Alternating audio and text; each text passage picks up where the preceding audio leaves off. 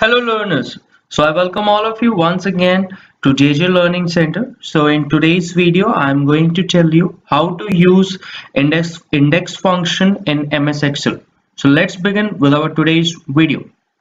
So let me tell you that what is index function first. So index function is like a lookup function in MS Excel, but it gives us the value for it gives us the value which comes at the intersection point of a row and a column, as you can see in the description as well. So it returns a value of the cell at the intersection of a particular row and column in a given range. Let me show you that with the help of a raw data. So suppose if we want to find this particular value 105.76.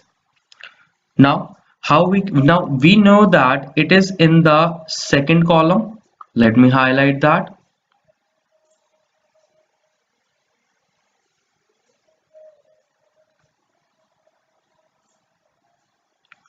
And it is in the fifth row here. So here comes the intersection point. This is my column and this is my row. And here comes the intersection point, which is B5. So if we use the index function to find this particular value, then how we can use that, I'm going to tell you now. So suppose I write index, and first option is the first argument is array. Now I am going to select this complete list, comma. Now the second argument is row number. Now what is my row number? 1 2 3 4 5. My row number is 5. And what is my column number? It's 2. See, it's 105.76.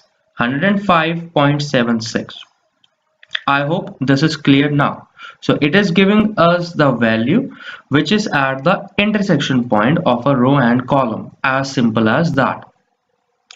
Now, in order to find that value, we should know that for which column and for which row we need to find the value. So this is a manual task. So index function works in this way only. Now index function, I'm going to give you another example. So I write index, then I write array. In the array I'm going to select this complete raw data. And okay, so before this, let me tell you that what I'm going to do now. So I want to find the share price for this company A for this particular date. In this raw data, here are the company names and here are the dates. So I want to find the share price for company A for this particular date, 30 April 2009. So here is this 30 April 2009. So it is at the 11th position. And company A is in the second column, so it is at the second position. So this way my intersection points comes as this 118.56, because I want to find the value for 30th April 2009 for this company A. So this is my intersection point. Now let's see how we can achieve that with the formula. So I'm going to write simply index. I'm going to select my array, then 11, then 2.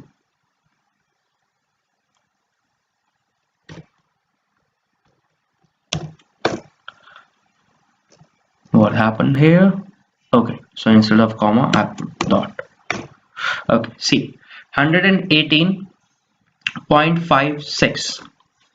Now I have already calculated the row number and the column number for these values. Okay, so let's achieve the values for the rest of the options as well. So I'm going to write index, now my complete array, comma, my row number, comma, and my column number. Enter. Let me freeze these cells because I'm going to drag the formula, and then we will validate the same as well. See, so let's validate this value. So as you can see that we were able to find the share price for the company J for date 28th Jan 2018. So from here it is identified that this value is at 116th row and J is in the 11th column. Let's validate that. See, J total count 11 and 116. See, 28th Jan 2018 and the value is 486.17 because it comes at the intersection point 486.17. So this way we can use the index function. But there is a major drawback of using index function alone. Now, what's that drawback? As you can see here, that I need to type in manually the row number and the column number in order to find the value. But what if we have a large data set? Then there we cannot write manually the row number and the column number. So that should be made that formula should be made dynamic in order to get the values automatically. So in order to achieve that, match function is used with index.